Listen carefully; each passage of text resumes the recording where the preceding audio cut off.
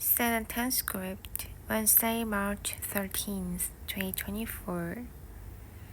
School 102, Elon Musk's ruling implanted in his first human brain, February 1st, 2024.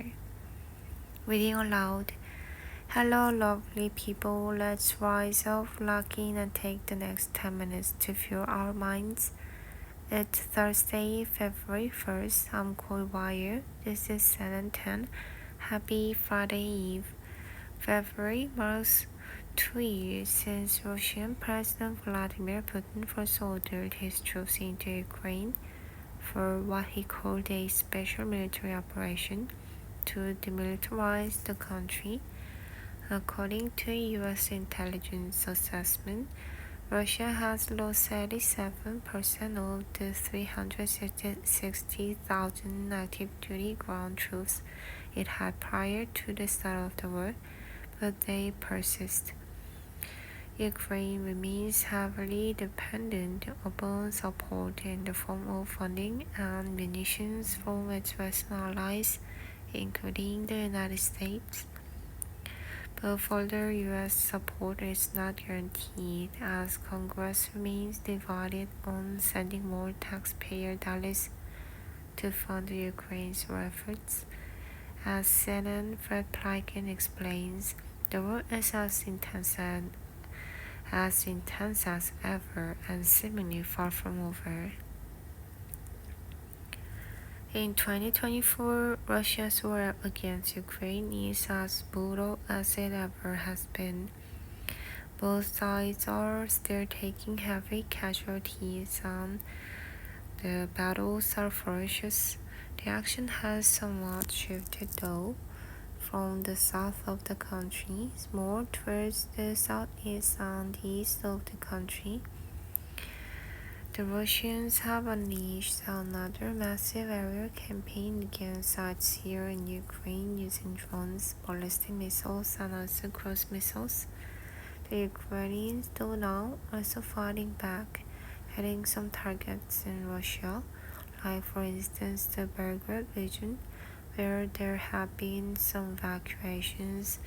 Western military support for Ukraine will continue to be essential for the country, but it is far from a certain thing, especially aid from the United States, where U.S. Congress still has allocated further military aid for Ukraine. There is the European Union, where a decision on further military aid was blocked by the Hungarian, so it's unclear when exactly that could come through, even though the countries themselves, the single countries, could continue to give Ukraine military aid and are continuing to do so. The Russians certainly seem to have replenished their ranks after taking heavy losses in 2023. The Russians also appear to have new tanks and armored vehicles. One of the other things that we're seeing is that the Russians are firing a lot of artillery on the front line, and a different picture for the Ukrainians. Especially ammunition is something that they're having a lot of trouble with. They certainly need those replenishment. Pop quiz are short. Which of these words is associated with pigs?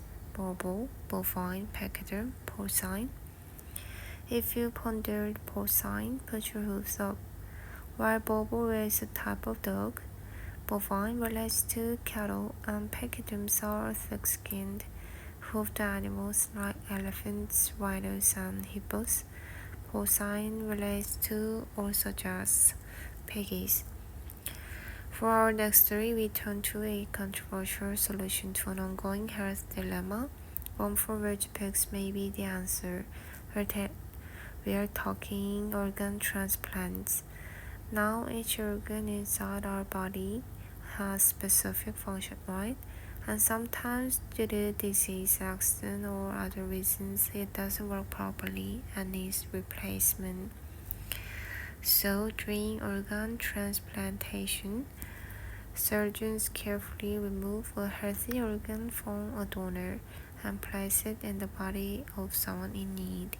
It can be difficult to find a matching organ as there is a big gap between supply and demand for organs needed to save lives. But the company eGenesis is working on a solution that might end the organ shortage in the future. On their research farm, they're raising pigs that could become organ donors in the future. CNN chief medical correspondent Sanjay Gupta got a first look at a facility few other people have seen before. These pigs could one day provide a nearly endless supply of organs to save humans. Mike Curtis is my guide today. He's CEO of eGenesis, that's a company devoted to raising pigs to try and solve the organ shortage crisis. Everything's controlled, like all the feed is clean. What is clean? As you can see, the stuff is clean. We try to maintain a very clean environment here. And I should just point out that I walked into a room, turned on a filter, essentially cleaned the air for 5 minutes before I could then go shower. That's why my hair is wet. I've washed myself. I put on everything new here, including underwear, socks, shoes. Everything is different. Just to be in this room gives you an idea of just how clean it is in here and how important that is. It's more than I typically do to prep for the operating room, all of it to protect the pigs from us. I got to tell you, I did not know what to expect. It's powerful just to be here with these pigs. This pig has 69 different gene edits, making it among the most genetically modified mammals on the planet. They do all of this with the help of CRISPR, the gene editing tool that allows scientists to manipulate the cell's DNA, knocking out or adding in genes. In this case, to make a pig's organs more compatible with the human recipient. We've selected the Yucatan mini pig because fully grown they're about 70 kilos, 150 pounds, right? So there, the organs are correctly sized for human recipients. In January of 2022, for the first time in history, a team at the University of Maryland Medical Center transplanted a genetically modified pig heart into a living human being. It was allowed by the FDA's compassionate use pathway for experimental treatments, something used when a patient has no other options left. A patient immediately facing death. Why wouldn't you try?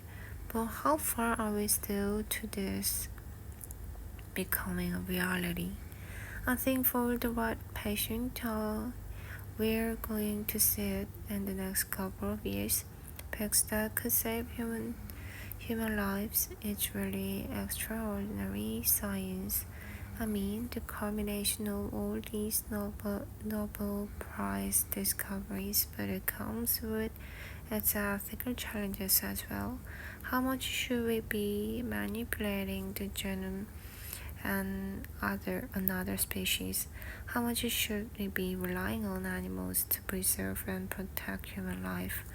I mean, these are ethical challenges, and even the facility that you just saw there, we couldn't tell you exactly where it was located because there have been security concerns.